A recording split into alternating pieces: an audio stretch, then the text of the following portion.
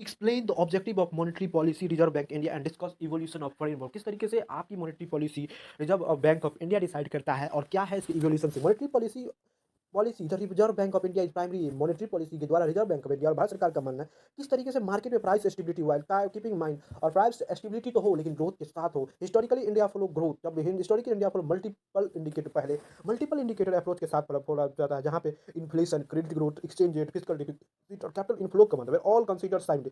However after percent जब हम 2010 में आए शिफ्ट अकर टुवर्ड्स रूल बेस्ड इन्फ्लेशन। हम बात करेंगे रूल बेस्ड इन्फ्लेशन पे जहां centric framework adoption of flexible inflation target marking structure transfer बात किया गया कि इन्फ्लेशन को टारगेट करना है transfer. The central bank aim to maintain consumer price index. Central bank का मानना है कि कंज्यूमर प्राइस इंडेक्स 4 से ऊपर न जाए 2 से नीचे न जाए और प्लस 2 के बीच में रहे जिससे हमारे देश में ग्रोथ के साथ साथ इन्फ्लेशन भी हो और एग्जीक्यूटिव भी हो ट्रांसपेरेंसी भी हो प्रिडिक्टिविटी और पॉलिसी डिसीजन मेकिंग में बदल। The current framework combine price stability. आज आरबीआई की मल्टी पॉलिसी में प्राइस स्टेबिलिटी के साथ साथ ग्रोथ कंसिडरेशन की बात किया जाता है इंश्योरिंग किया जाता है कि देश में माइक्रो इकोनॉमिक स्टेबिलिटी हो जिस तरीके से इमर्जिंग इकोनॉमी है। Discuss the structure and function of monetary committee. क्या है मॉनेटरी कमिटी वाज कॉन्स्टिट्यूटेड 2016 इंस्टीट्यूलाइज किया गया committee based interest rate decision पे कि किस क्या होगा मार्केट में interest rate. It consist monetary committee में 6 मेंबर होते हैं। 3 फ्रॉम आरबीआई जो इंक्लूडिंग होते हैं गवर्नमेंट के साथ जो चेयरपर्सन होता है। 3 फ्रॉम एक्सटर्नल जो अपॉइंट किया जाता है भारत सरकार के द्वारा। डिसीजन आर टेकन जो डिसीजन होता है मेजोरिटी वोट होता है। इन केस ऑफ टाई जब तो होता है तो गवर्नर के पास कास्टिंग वोट होता है through the typically it mean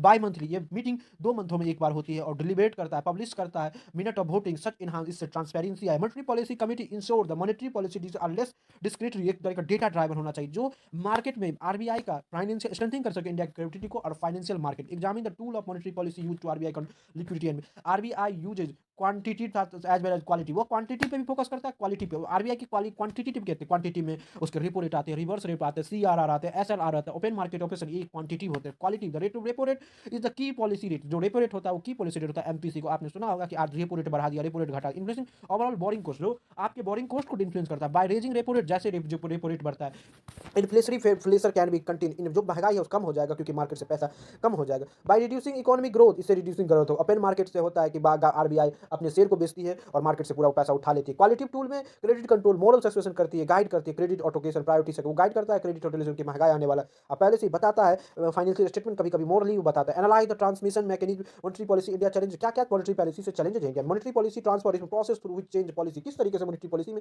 government अपने पॉलिसी को चेंज करती है क्या तरीके से लीडिंग रेट को डिसाइड करती है इन्वेस्टमेंट आउटपुट इन्फ्लेशन को ध्यान में रखते हुए अपनी मॉनेटरी पॉलिसी ट्रांसफर करती है। In India transmission accord through interest rate. Transmission जो भी होता है इंडिया में जो होता है इंटरेस्ट रेट से डिसाइड होता है क्रेडिट चैनल से हमारे रेट चैनल होते हैं। किस तरीके से such high non performing asset जो हमारे लिए बहुत ज़्यादा चैलेंज है कि हम मॉनेटरी पॉलिसी अच्छा नहीं कर पाते हैं। एक्सटर्नल बेंचमार्क बेस्ड लेंडिंग है जिससे हम आगे नहीं कर रहे ट्रांसमिशन हमारा जीरो है। This high